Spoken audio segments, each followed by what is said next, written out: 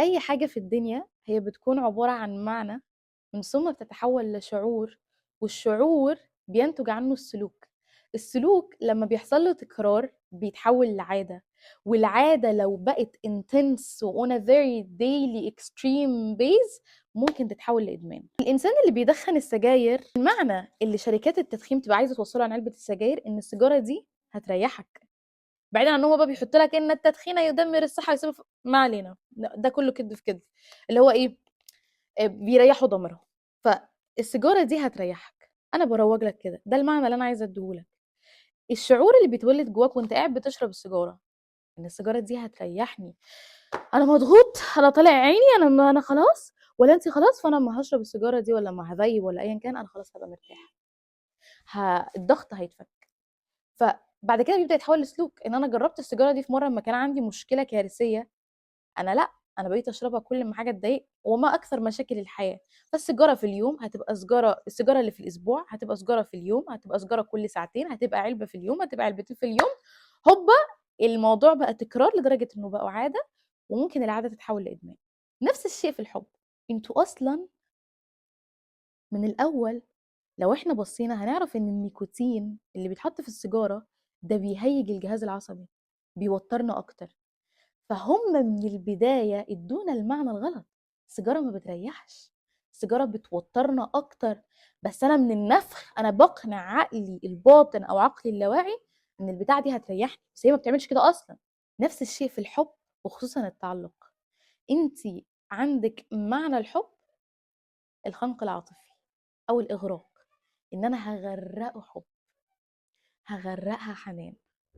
فأنت بقى متولد جواكي شعور كل ما هدي حب أكتر، كل ما هعبر اكتر، كل ما هو ما هيحبني اكتر، كل ما هنبقى مع بعض للابد. فبالتالي السلوك اللي نتج عندك ان انت 24 ساعه بتفكري فيه، او انت 24 ساعه بتفكر فيها، 24 ساعه قاعدين عمالين تحللوا كل كلمه وكل نظره وكل همسه وكل رساله، بت اوفر انالايز كل حاجه. رغم ان الموضوع يبقى بسيط، الواد ما ردش ولا البت ما ردتش عشان خاطر تاخد شاور، بتذاكر، كانت نايمه، بس لا، الموضوع بيقلب. فبعد كده السلوك ده ان انا قاعد طول الوقت بفكر، وطول الوقت خايف، وطول الوقت قلقان، وطول الوقت مترقب. عندي حالة من الترقب، أنا عمّالة أراقبه أو عمّالة أراقبها، أشوف بتعمل إيه، بتسوي إيه، فنتج عنه التكرار بقى عادة، العادة بقت تعلُّق، فده اللي بيخلّي التعلُّق ينتج. وأنا ليه ذكرت ده في بداية الفيديو؟ لإن نفس الsteps اللي إحنا ماشيين عليها دي، هي هتبقى رغم إن هي دي السبب، هي نفسها العلاج. التعلُّق، من تعلّق بشيء عُذِّب به. الحب عذب ولكن العشق عذاب. الحب حياة متجددة ولكن العشق موتات متعددة. كل الكلام ده احنا سمعناه مليون مرة، وستيل بنحاول نفهم هو يعني ايه. طب ماشي، انا متعلق، انا معذبة، يعني ايه تعلق؟ اول حاجة انا حابة اتكلم عن شوية مفاهيم خاطئة عن الحب، لان معظم اللي بيشوفونا النهاردة هم عايزين التعلق العاطفي او التعلق بالاشخاص، رغم ان احنا عندنا 4 انواع من التعلق. عندنا التعلق بالسلوك، وعندنا التعلق بالافكار، وعندنا التعلق بالاشياء، وعندنا التعلق بالاشخاص. بس انا عارفه ان 99.9 منكم عايزين التعلق العاطفي اللي هو التعلق بالاشخاص. فقبل ما نبدا نتكلم عن التعلق، الحب مش دراما، الحب مش تضحيه، الحب مش اغاني رومانسيه، الحب ما طلعش ورد. يا جماعه، انا قبل ما اعمل الفيديو ده انا بقالي 4 أو 5 أيام قريت كل المصادر اللي ممكن اقراها، كل الابحاث اللي ممكن اقراها، كل البودكاستس اللي ممكن اسمعها. بقيت وانا نايمه بسمع بودكاستس عن الموضوع ده عشان اجيب لكم الزتونه. الحب مش دراما، الحب مش ورد، الحب ما طلعش ورد، وما طلعش المكالمات الطويله، وما طلعش الحماس واللهفه والشوق الغير مبرر اللي بيبقى جوانا. الحب هو حاله من الهدوء. ولكن إحنا مش هاقول إن السوشيال ميديا هي اللي روّجت للمواضيع دي، ولكن الحياة عامةً خلّت إن الحب هو عبارة عن قيس وليلى وعنتر وعبلة والبكاء على الأطلال الشعر والدواوين والخيل والليل والبيداء وتعرفون الحاجات دي كلّها، بس مش ده الحب. الحب هو حالة من الهدوء. الحب الحقيقي دي دكتورة الهنوف الحقيقي لو انتوا تعرفوها، قالت الحب الحقيقي، ودي فكرة أنا بقالي سنين بحارب فيها لوحدي، إن الحب ما بيبدأش من القلب. الحب الحقيقي هو عبارة عن جانب من الأخذ والعطاء. والكلام اللي أنا هقوله ده مش من تجاربي الشخصية ولا من دماغي ولا من تفكيري بالليل، لأ، ده الكلام الأبحاث توصلت له والمستشارين النفسيين قالوه أو الأخصائيين النفسيين، فالكلام ده مثبت 100%. الحب الحقيقي هو مش حالة من الدراما، هو مش حالة من الصراع، هو مش حالة من التضحية، مين هيضحي فينا أكتر، مين هيتوجع أكتر، مين هيجرح، مين هيحترق، مين المسكين، مين الضعيف. الحب مش ضعف، الحب مش ضعف. الحب هو مش اللي بنشوفه في الأغاني والميديا وأنا ما انساش دفع حضنك وطبطبتك على قلبي والحاجات دي. هو عبارة عن ميزان، حالة من الاتزان بين إن أنا باخد وبدي، بين إن أنا زي ما بدي حب أنا بالاقي حب، زي ما بدي اهتمام باخد اهتمام، وإن الطرفين اللي هم موجودين في العلاقة دي بيبقوا مدركين إن هو ده الصح مش طرف واحد، لأن لو طرف واحد فيهم عارف الحب الحقيقي هو إيه والحب الصحي إيه والتاني لأ، فبالتالي الموضوع مش هيكمل. الحب مش كأس مرير في مزيج من الألم والعذاب والسهر وعدم النوم والتفكير في اللي احنا بنحبه. دي كلها بينتج عن التعلق، والتعلق مرض.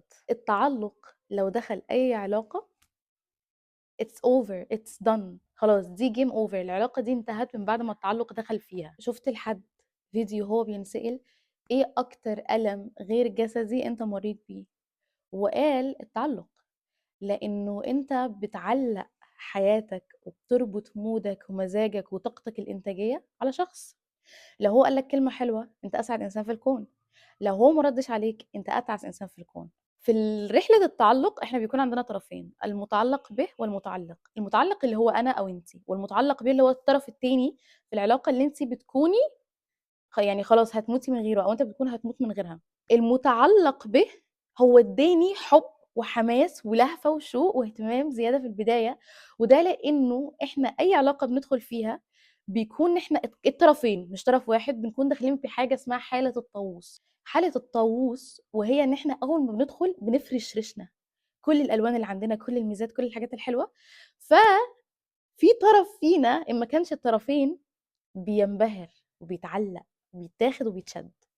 المتعلق بقى اللي هو أنا، اللي هو الشخص اللي عنده التعلق أو أنتي أو أيا كان، بنحس هو اداني الأمان، هو غذى كل الجوانب اللي ناقصة في حياتي، هو اداني الحب اللي أنا بقالي سنين مستنياه، هو هيكون النور في نهاية النفق. تبقي متشعبطة فيه ماسكة في رقبته وممكن تخنقيه، مش مهم ان هو يموت، مش مهم ان هو يتخنق، اهم حاجة ان هو يفضل موجود. الموضوع بالظبط كأنك ماسكة عصفورة من رقبتها. يعني اتوقع انتوا بتشوفوا الاطفال لما بيلاقي مثلا حيوان يروح ماسكه من رقبته كده، هو بالنسبة له هو كده ماسكه، ده حب.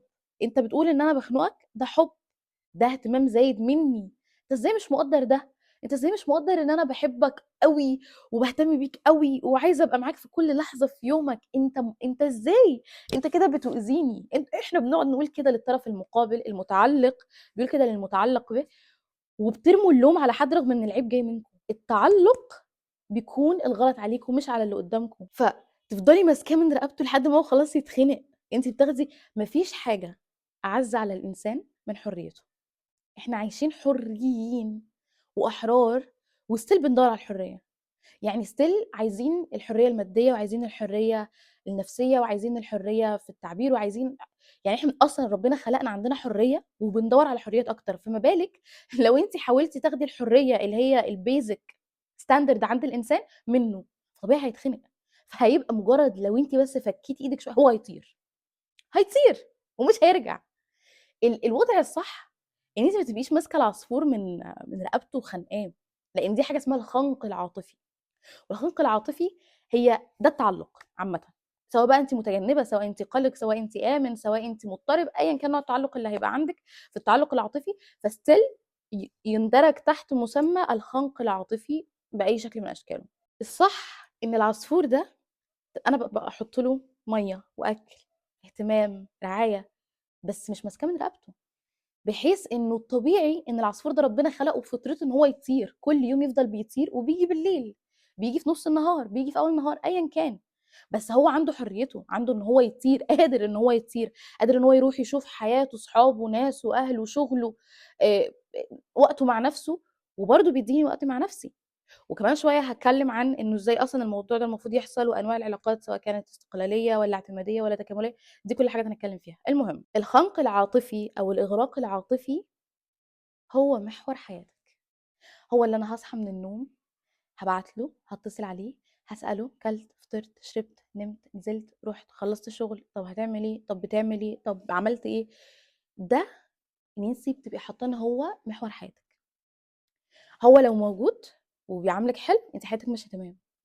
هو لو مش موجود، انت حياتك بلا معنى. it's meaningless. التعلق هو سلوك بيضعف وبيخرب عليكي باقي جوانب حياتك. باقي ادوارك في الحياه بتبقى واقفه طول ما انت انسان متعلق.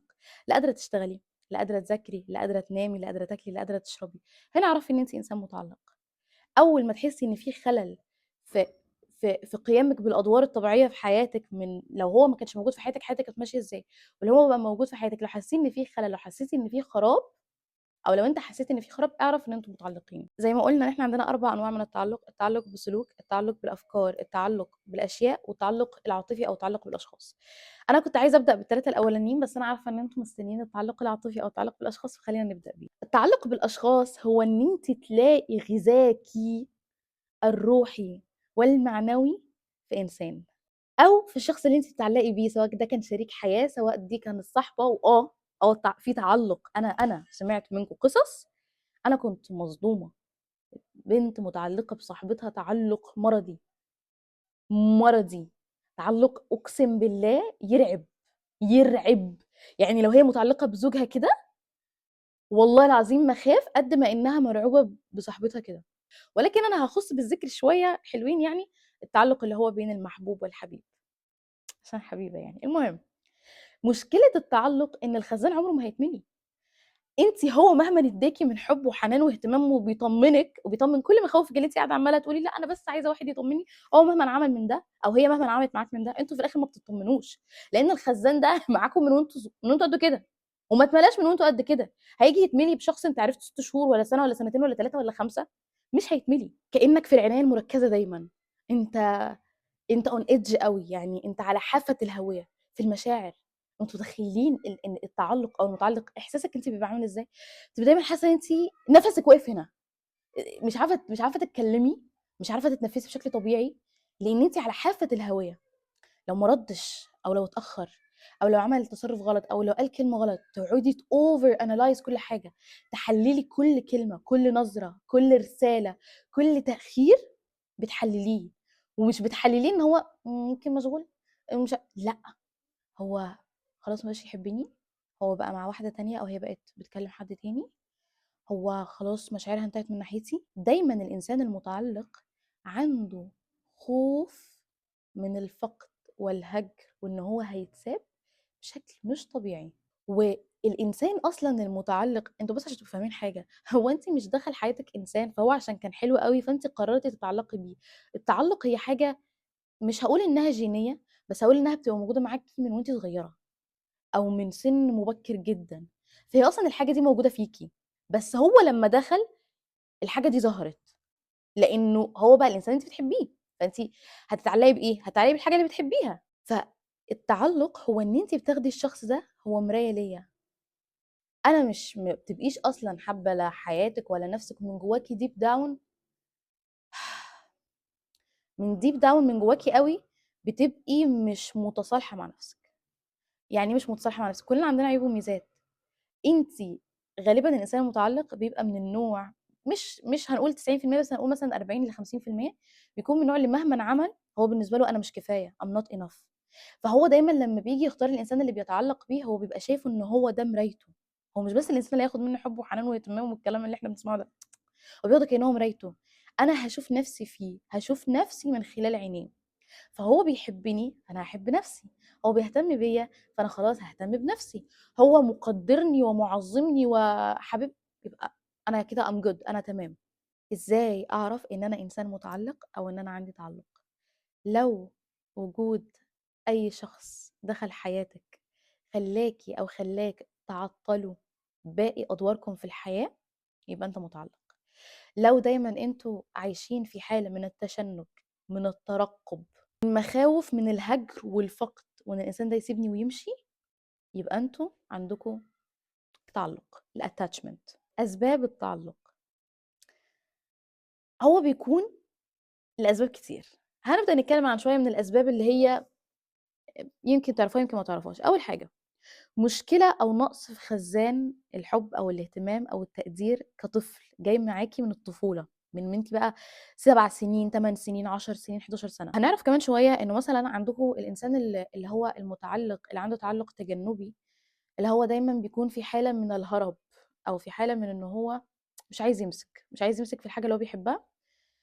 هنعرف إنه مثلًا من الأسباب بتاعته إن وهو صغير كان دايمًا بيتقابل مشاعره أو ردات فعله على إنها أنت بتخنقنا، أنت درامي، أنت نكدي. فهو من وهو صغير مشاعره قُوبلت بالرفض أو بإيه بقى، بإن أنت دراما، أنت حالة من الدراما. فهو كِبِر أو هي كبرت على إنه أنا مش عايزة أكون دراما، فأنا مش عايزة أتعلّق، فأنا مش عايزة أحب، لإن أنا خايف.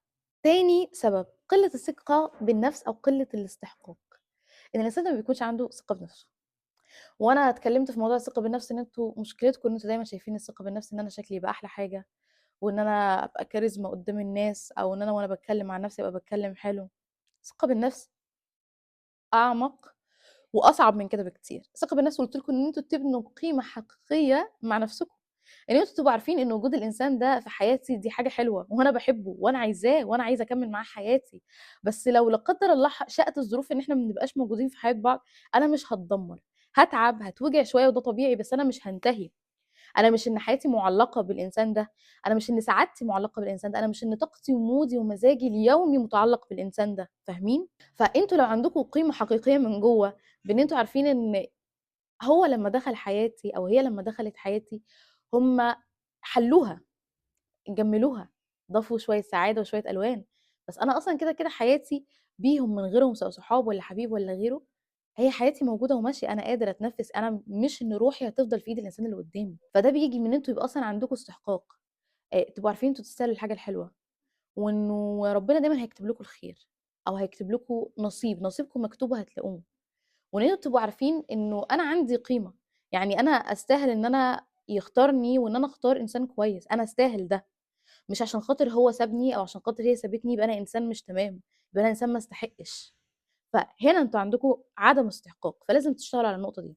الحب بيكون عبارة عن كذا مرحلة، بييجي بكذا، يعني بكذا step أو بكذا level. أول level اللي هو بيكون اللهفة، الحماس، البدايات اللي هي حالة التواصل اللي اتكلمنا عليها، اللي هو بيكون حب، اهتمام، الجانب الحلو في العلاقة، الجانب الحلو من كل واحد فينا، فبنظهره وده طبيعي. يعني أنا مش هاقول لك إنه أو مش هاقول لك إن الإنسانة أو الإنسان اللي قدامك دول داخلين يخدعوك، بس هو ده الطبيعي. أنت حتى أو أنتِ حتى بتبقي داخلة عايزة تبيّني أحسن ما عندِك، عايزة تكوني في أحسن شكل، ولكن إحنا بنخش بعدها في حاجة اسمها الإدراك، اللي هي بتيجي بعد البدايات. الإدراك حالة الهدوء بقى، ده الحب، ده الحب الحقيقي اللي أنتم بعد 40 والّا 20 والّا 10 سنين هتصحوا، لو ربنا شاء واتجوزتوا هتصحوا، هتبقى أنت قايم من النوم والّا أنتِ قايمة من النوم باصة جنبِك، ما أنتِ ما عندكيش اللهفة، ما عندكيش الحماس، بس أنتِ عارفة إن الإنسان ده أنتِ عندِك استعداد أو أنت عندك استعداد إن أنتم تدافعوا عن بعض وتحموا بعض وتحبوا بعض لحد آخر يوم في العمر، وإن أنتم مستحيل تبقوا عايزين تسيبوا بعض.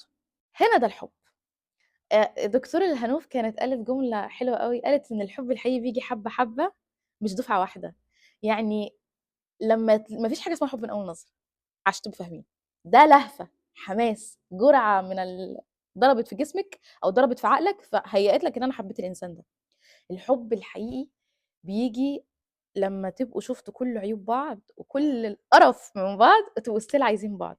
لإن أنتم مشكلتنا أو يعني عامةً الموضوع ده أنا عايزة أتكلّم فيه اللي هو الجواز أصلًا بقى، إحنا كبنات أو حتى الرجالة يعني أنا مش هاظلم بصراحة، خلّيني أكون محايدة شوية في الفيديو ده.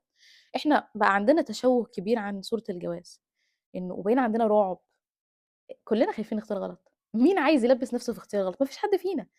فبقى عندنا تشوُّه كبير في صورة الحب أصلًا، اللي هي الصورة الفطرية أو الصورة الطبيعية أو صورة الجواز.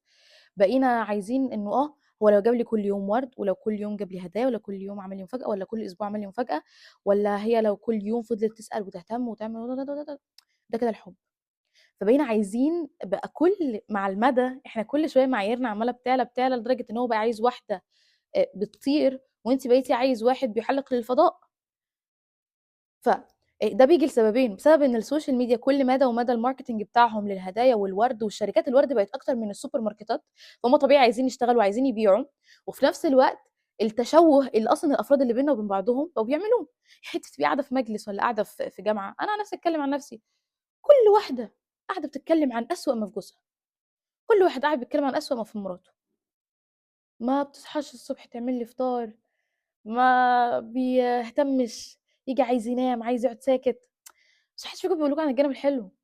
أصل هاقول لكم على حاجة يعني هو طبيعي إن هو يبقى راجع من الشغل مش طايق نفسه، وأنتِ طبيعي إن أنتِ الصبح مش قادرة تقومي تعملي فطار عشان أنتِ متأخر، كنتِ بتعملي أيًا كان بقى، بس ما حدش فيكم بيتكلم عن إن هُم لمّا كانوا في حالة من الضعف، هُم الاتنين احتضنوا بعض، واحتووا بعض، وقدموا لبعض الدعم، وقعدوا مع بعض واتكلموا، وهو طبطب عليها وهي طبطبت عليه، وبيسمعوا لبعض في بعض في كل المشاكل، وبيقعدوا يضحكوا ويهزروا مع بعض ويشغلوا أفلام ويطبخوا ويعملوا، وهو بياخد العيال يوديهم المدرسة، والّا هي بتقوم تعمل له أحلى غدا وأحلى بشاميل اللي هو كان عايزه، ما حدش فيكم يعمل ده، بس هي دايمًا هتقول إنه ده مطلّع عيني، ده عامل، ده مسوي، هو دايمًا هيقول دي ما بتعملش وما بتسويش ف التشوُّه كل ده نتج عنه خوف، والخوف هو المغذي الأساسي للتعلُّق عشان تبقوا فاهمين، لإن أنت أنا جالي سؤال على الإنستجرام من حد بيقول إن التعلُّق المرضي إن أنا بقيت شايف إن اللي قدّامي ده فيه كل الميزات،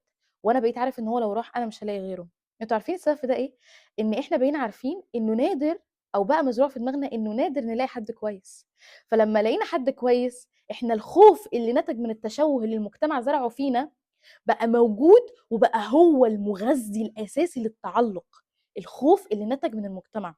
فمش بس إن أنا already عندي أصلًا مشكلة من وأنا عيل صغير، وباتعلّق بأي حاجة بسهولة سواء أيًا كان نوع التعلُّق اللي عندي، فأنا متعلّقة بشخص، لأ، ده فوق، يعني حُط فوق التعلُّق اللي هو العادي اللي موجود عندك، أنت اكتشفت إن هو موجود، لأ أنت كمان بقى عندك خوف كل يوم بيزيد من اللي المجتمع والميديا والفيسبوك عمّال يورّيه لنا، اللي بيحصل في الجواز وفي العلاقات وفي الطلاق والانفصال والفشكلة وإزاي بيعملوا في بعض.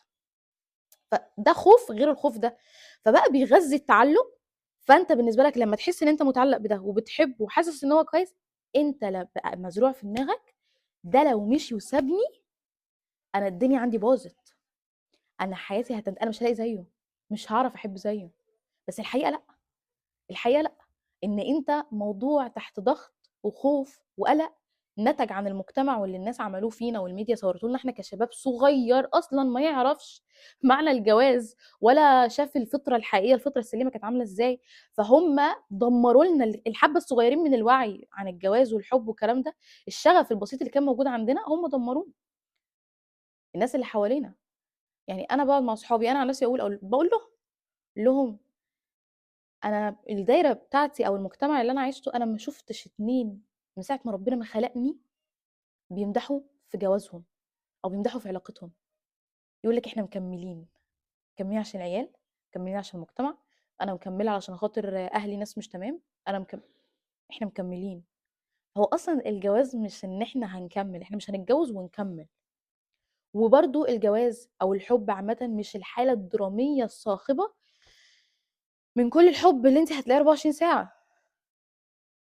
أنتم يا إما عندكم انعدام، يا إما عندكم زيادة فائقة، فبالتالي أنتم بقى بتقعدوا تجربوا الاتنين، تقول لك أنا هاختار صالونات أي واحد كويس وخلاص، وتلاقي نفسها مش سعيدة، أو تحب واحد لدرجة الإدمان وهو خلاص اتخنق والّا هي اتخنقت، ويقول لك برضه إحنا مش سعيدين عشان إحنا ما نعرفش، ما اتعلمناش الحب الحقيقي، الحب السليم هو عامل إزاي، مش عايزين هُم يورونا الموضوع ده عامل إزاي، عايزيننا دايمًا نفضل خايفين، فاهمين حاجة والّا مش فاهمين؟ فالخوف اللي بينشأ من المجتمع والأفكار والميديا ده كله بيغذي التعلق وبيكون من ضمن أسبابه. كنا بنتكلم إن الحب بيكون عبارة عن لهفة وإدراك، بيكون عبارة عن مرحلتين أوليتين وبعد كده بيجي مراحل تانية، بس أول مرحلة قلنا إن هي اللهفة والحماس والزيادة ده، أو إن أنا أبقى مدلوقة بمعنى أصح، وبعد كده بتيجي مرحلة الإدراك. المتعلق بقى عنده مشكلة في مرحلة الإدراك، إن هو بيفضل عايش في المرحلة الأولى، مرحلة الحماس واللهفة.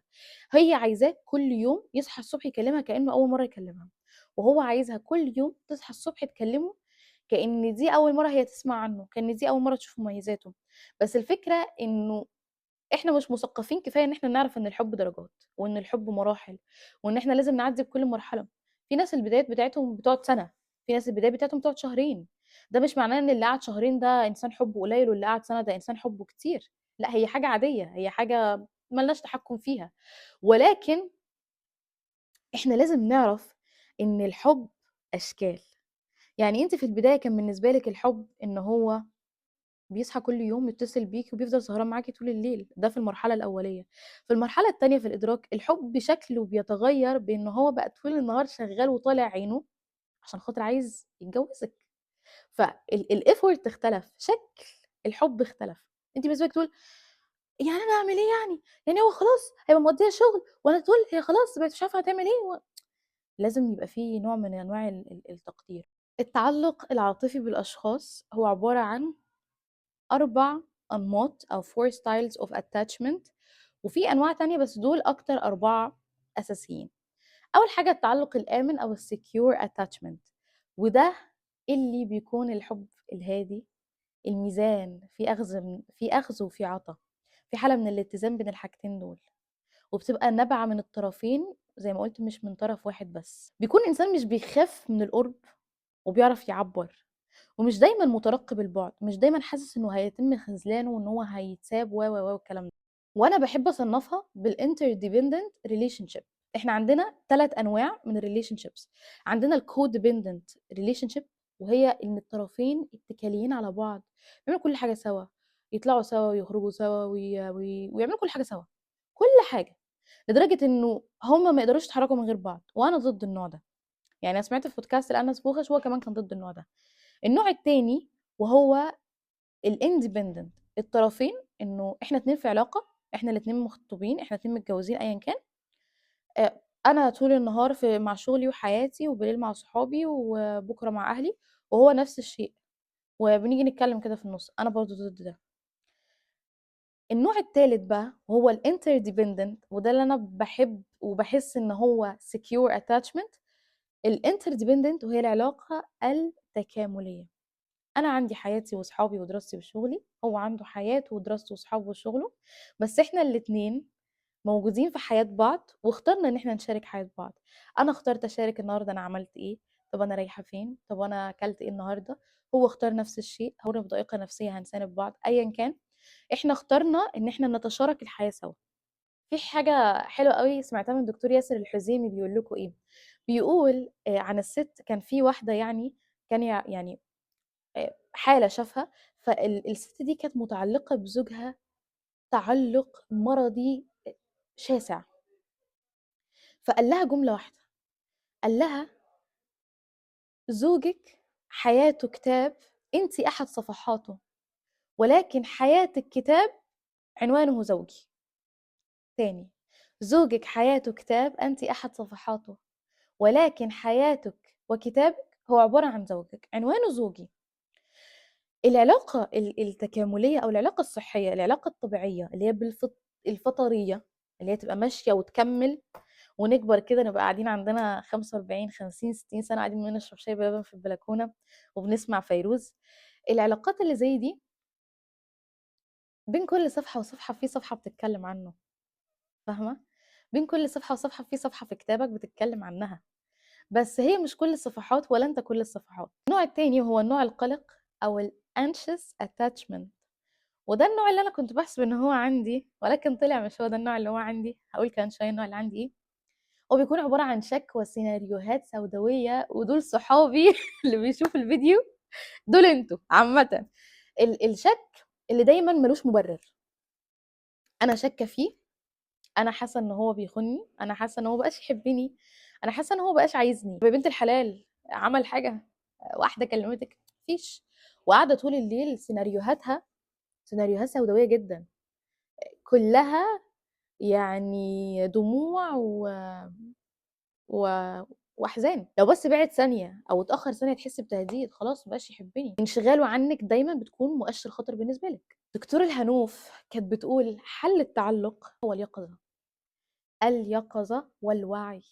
لازم دايما يكون عندك يقظه، تكوني واعيه اصلا ان انا متعلقه، ان انا عندي مشكله التعلق دي موجوده، لان ساعتها انت هتبقي بتعتبري خدتي اول خطوه في حل المشكله، وهي ان انت تعرفي ان انت عندك اصلا مشكله. كون الخنق العاطفي والاغراق العاطفي في الانشس اتاتشمنت صعب، بيكون لا بجد مؤذي متعب.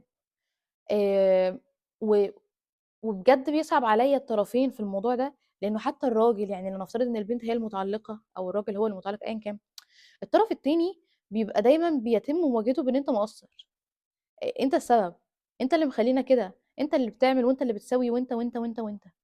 فاهمين؟